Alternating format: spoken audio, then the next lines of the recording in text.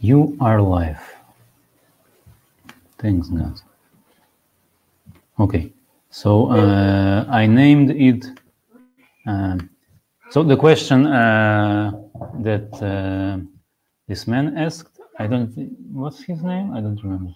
I don't remember too.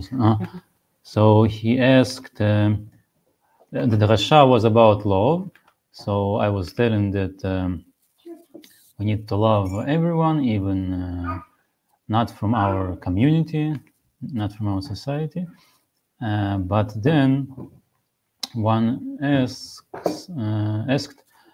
about the death penalty. He found in this week's parasha, it was Emor, about someone that curses God. So Torah says that you should kill him. Not you, I mean the community should kill this person. And he asks like a contradiction. If we need to love everyone, even strangers, right? Then why we must kill?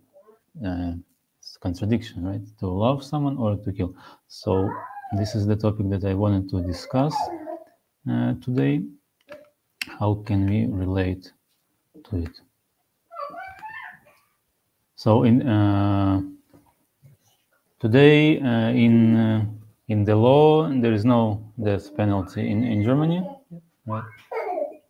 It was in Hessen a few years ago. Where? In Hessen. The city, Essen. Hessen, the like the Bundesland. They had it in Essen. It's food. No. With H, Hessen. Yes, yes. Oh. And they had the death penalty in their laws written, but it couldn't be. Oh, so it's where Frankfurt. Yes. So they wanted to do it. They couldn't. Couldn't. Because the German law says there is no death penalty, but they had it in their own. In their own law, they had it. I heard that it's a little similar to the United States of America. Like every state has its own law. So in Germany, it also works like this. Yes. So we're in Bavaria, Franconia. What's the name of our land here? Bavaria. Uh-huh. And Frankfurt is the what you said, Hessen. Yes. So the law in Bavaria and in Hessen is different. Yes, it's different. So in Bavaria we can't we don't have death penalty. We don't have it in entire Germany, but in Hessen they had it in their law written, because the German law says. Стульчик. Сейчас мамочка принесет вот тот красный. Because the German law says there is there can't be a death penalty. That's because they couldn't enforce it. So there never has been death penalty. That's very interesting. It's just fun fact. Funny facts. Ей нравится микрофончик. Okay. So maybe we will make like a short introduction about death penalty, what we see in Torah, and later we can discuss relevance of it today and how can we address it. This is very atmospheric. Yes, and I like the skeleton also. Дай ее чашку, пожалуйста. Oh, maybe we can change. Rosa will sit with the baby here near to me because she wants a lot of attention. I think she likes the microphone. Это мне? Вот, например, ты можешь водичку будешь? Нет? Давай, Лебушек, мы посмотрим. Папа сейчас слушаем. Очень интересный вопрос. So like our law is very old, so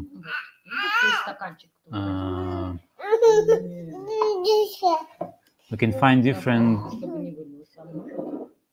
things in Torah, different methods. When we're talking about death penalty, so when we see like movies from the 20th century, there is famous. A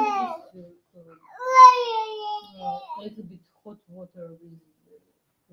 Вот же здесь есть. Здесь есть холодный. Ну вот, я налью. О, окей, thank you. Chai. She There is a famous movie, it's called Green Mile, right? And there was a death penalty with the electrical chair, right? So in the times of Torah, there was no electricity yet, so there were different methods.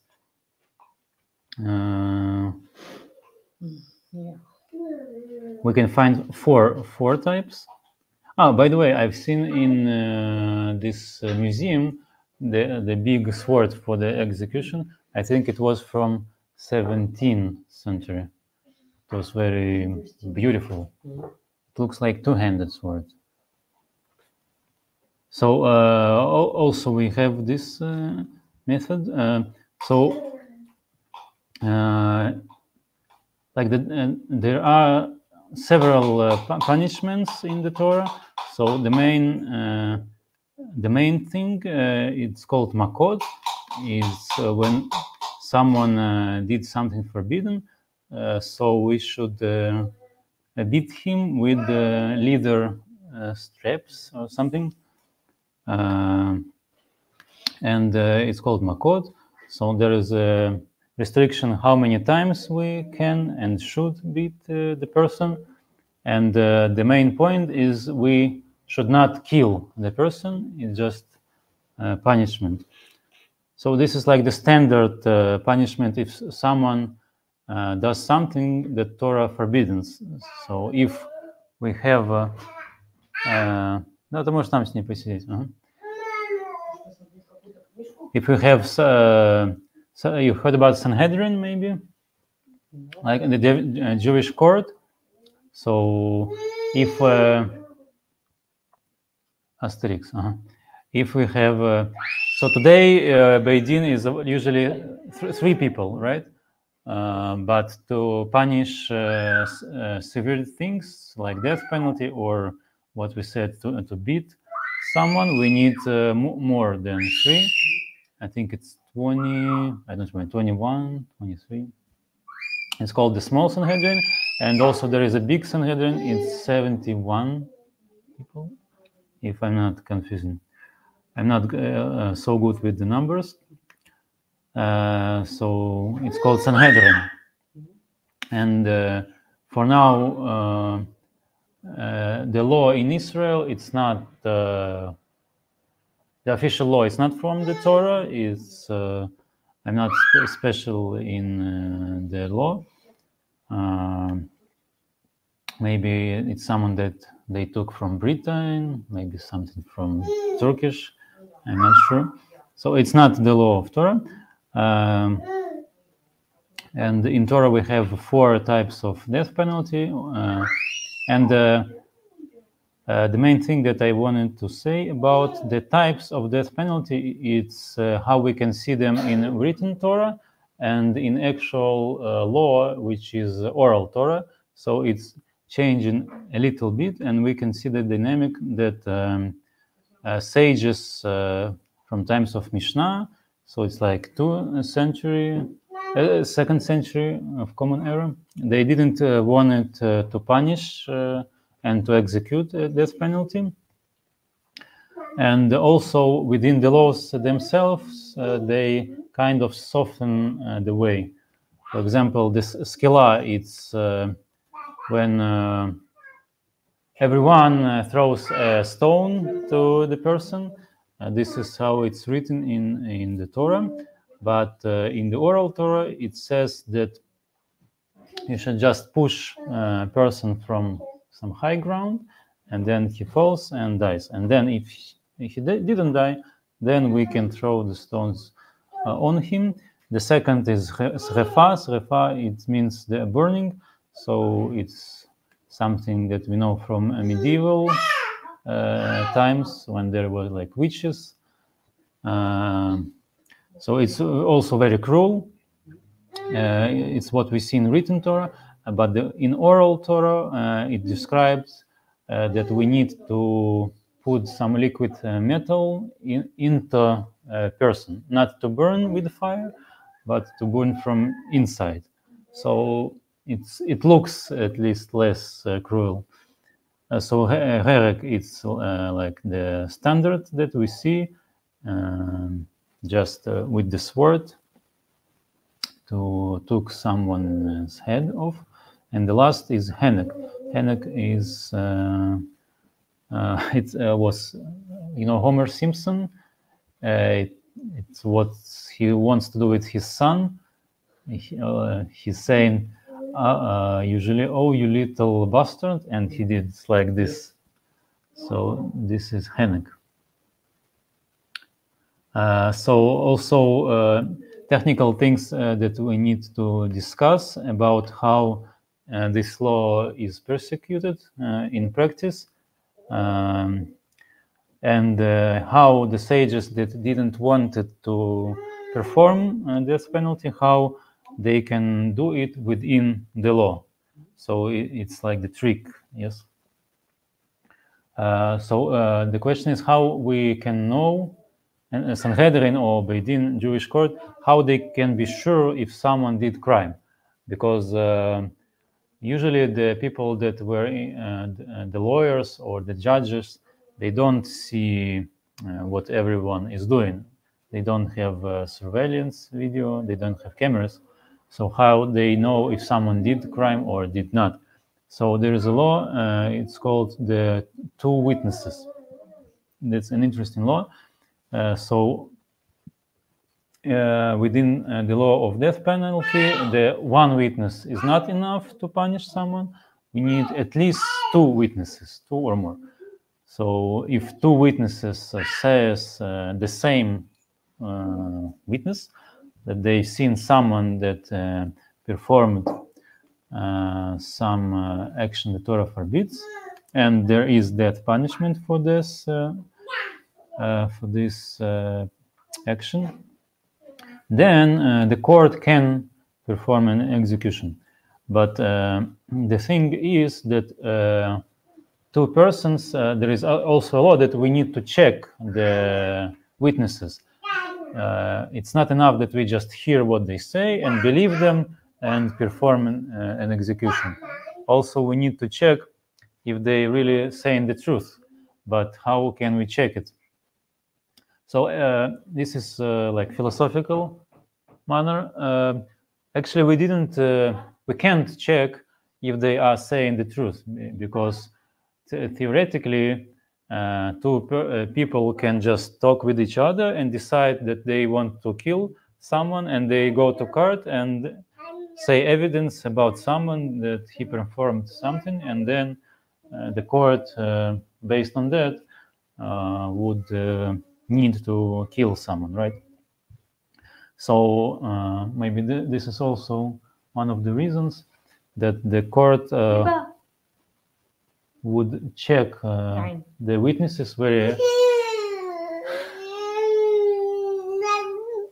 double check and triple check with a lot of checks. So for example, they may ask, so they've seen a person that performed a crime, and like, for example, they said it was near the tree or near the forest.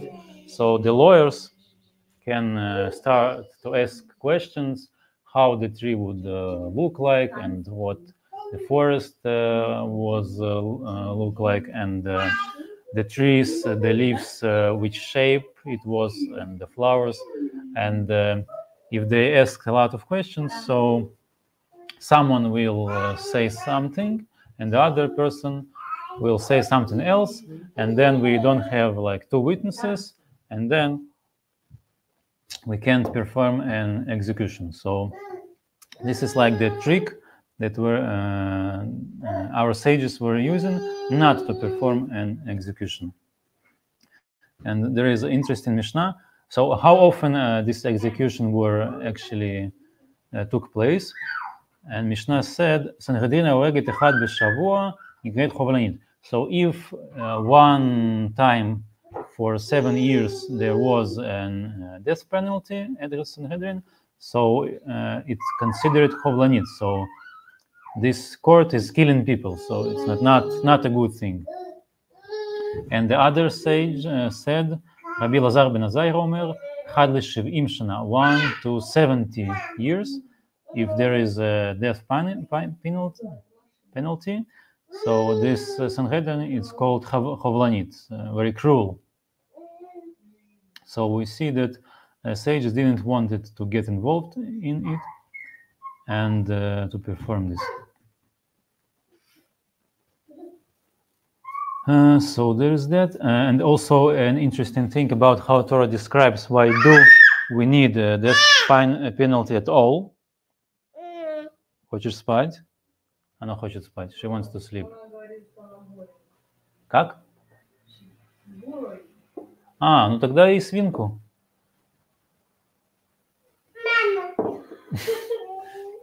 What is the reason for death penalty? So Torah is saying two things.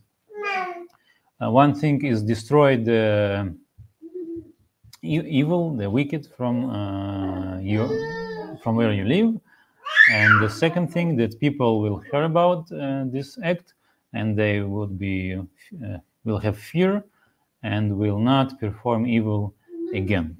So this is the reason that written Torah gives for death penalty.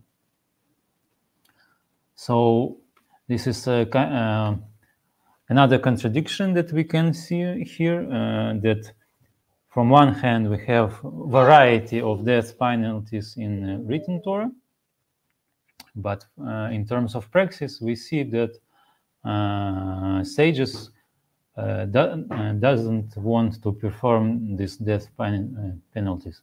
So the question is why? And for example, today that we don't have Torah authority in the land of Israel, and we don't have death penalty. So, should we look at it as a good thing or as a bad thing? This is the questions that we can discuss today. Что ты думаешь, Роза? В чем вопрос? Я поняла контекст.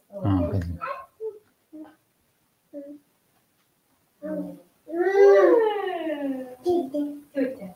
She said like, как перевести тетя? Woman?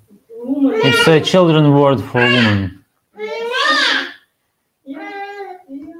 Это что, светильник? Very good water you have. Yeah. She also very good. Светильник. Сейчас нам будет его включать-выключать, правильно? Lights to turn the lights on, turn the lights off. This is photo albums, right? Yeah. So many photo albums. She is interested in it. Что? Что именно? Все? Я не знаю, пускай туда нельзя брать, это не наше. А это микроволновка вообще. Maybe you have like children's book with pictures, big pictures, small pictures. Maybe that we wanted to give them away, but these are for bigger children. Вот, Роза, возьми книжку с картинкой, можешь с ней почитать. And this, it looks like this was made by you with bricks. This is from here. Very creative. I didn't see it like this before. Шкаф из кирпичей. Из чего? Это самодельный шкаф из кирпичей.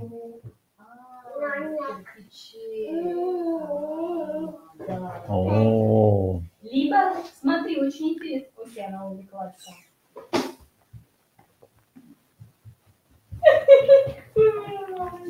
Либо смотри, вот. So this is a big question in religion, because the Mishnah that we learned about the cruel Sanhedrin. So, for example, Rabbi Akiva, he said that if Sanhedrin would perform an execution which is the law of Torah, they consider it cruel. So it's not a good thing. So what we need to do in terms of religion, of ethics, it's a little confusing. What do you think about it? Yeah, I'm still asking myself why we should have a death penalty. So today we live in a context that there is not death penalty. So when we read in Torah, it surprises us. Yeah, but we have some countries, they have still death penalty, and I don't think it's good. I think there should be a world without death penalty. So yeah, why should see in the Torah? But I think also we have to see Torah was written many years ago in another 3,000 years. Yeah, it's another time. When everyone has it. It was usual. Yes. Like 100 years ago, it was still usual to have death penalty. So we can see like the development of humankind. Yeah. That there were like more cruel times before, and the law was written back there, and then society evolved, the culture developed, so people decided not to do it anymore. So it's a good thing, right? What do you think? Yes, that's the point. It's like there is a big question in terms of how can we see the law of Torah. Can we change it, or we cannot change it?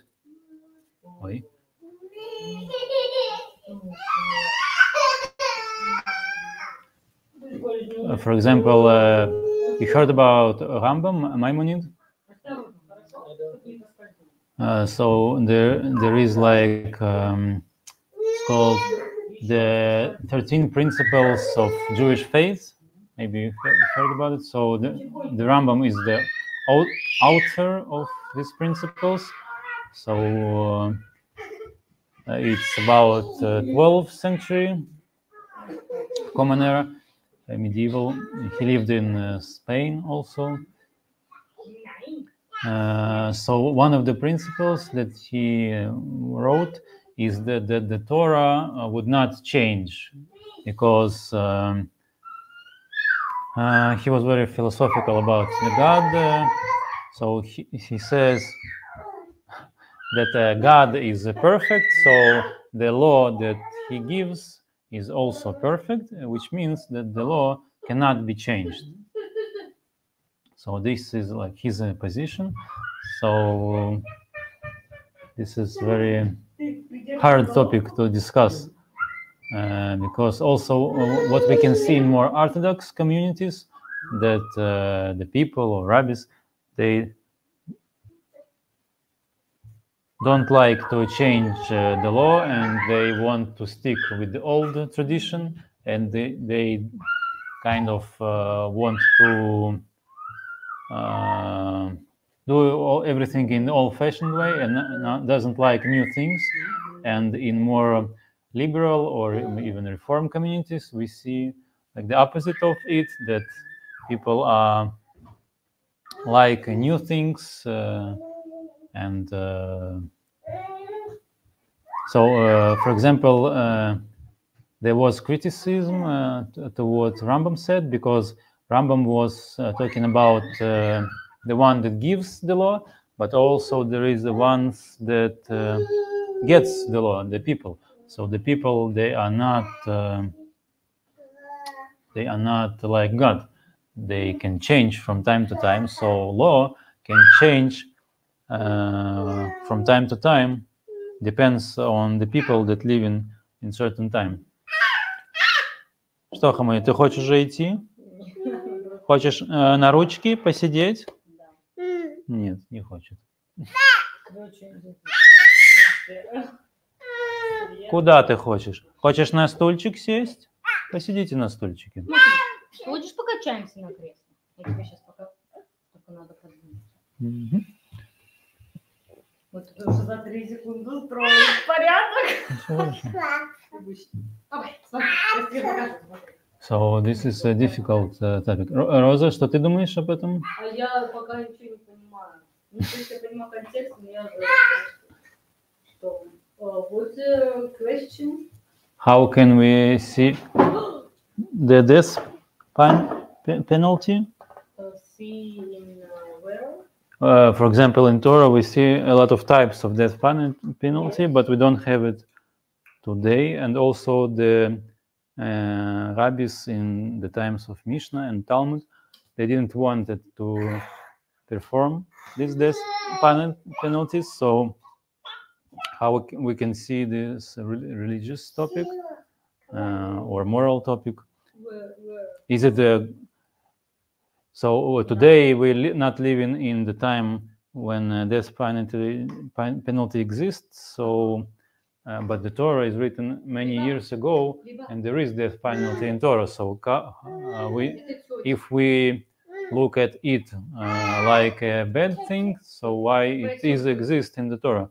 This is the question. Я пытаюсь, но я сейчас не слышу. Yeah, it's the question about the death penalty, yes, death penalty, and what we know from Torah about it, and what we have now, and what's the difference, and what we can think about it with the situation in world. Почитаю книжку с ним. So also it's interesting how the state and the religion interacts, because today we have like freedom of belief, right? So the state doesn't insist on some special beliefs, but before that, many years ago, it was differently, and the state was built on the religion. So Jewish state was built on Jewish religion. So, for example, Christian state was built on Christian religion. So now we separated it. So when we live in the state, we must live based on the law of the state. So the religion is not goes with it together now. So like the law develops, and religion stays the same the old way. So we don't have the state and the religion together now. So we can't perform this law anyway. So you can see it as a good thing. Also, for example, when we're talking about Christianity, so they have this very dark story that they were born witches in medieval. So it's a good, we can look at it as a good thing that we don't have power to perform this penalty, because if we did, then we can end like the Christians with this bad reputation in medieval times, Inquisition, right? It's called. So it's a good thing that we can do it. Can't do this violence. So it's like when we learn history. So it's Asian society, and they have their laws. And we are not living by their laws. So we are living today in today's moral, today's ethics. So I think the moral and ethics are evolving, changing from time to time, from society to society. from state to state, and it depends. The culture, right? The culture changes, I think. So the reality that we have today, this is like the main thing, and the Torah is something additional, like the shape of the reality. But it's not like the basic thing that reality is built on it. It's an addition, I think.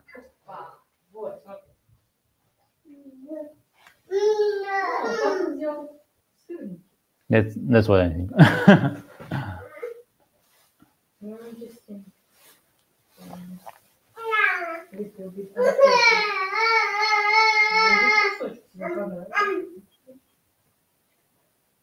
Yeah, that's interesting.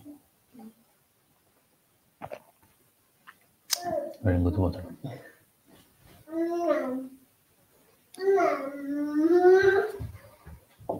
Okay.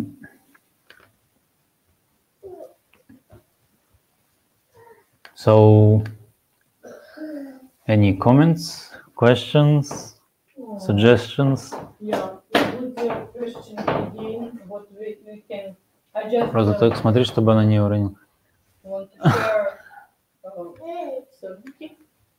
Шер сырники? Да. Ой, она второй раз падает, она очень устала, наверное. Maybe it's...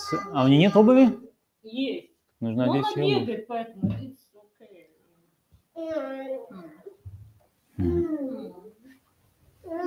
Maybe it's not usual ground for her.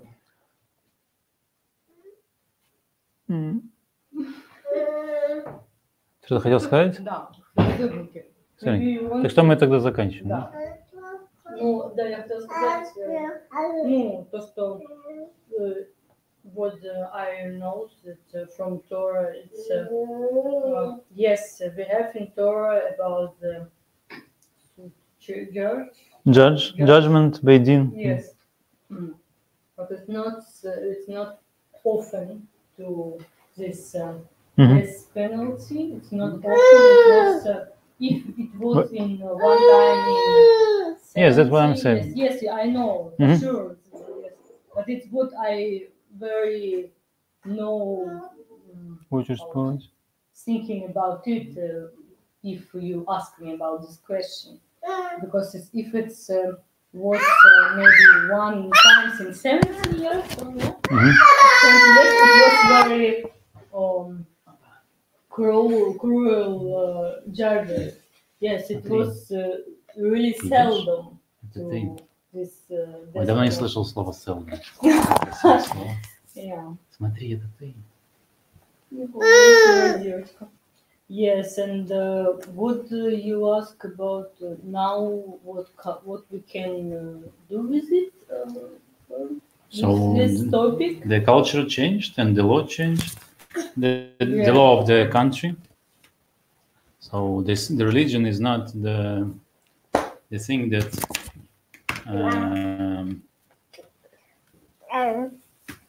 Наконец-то что-то здесь.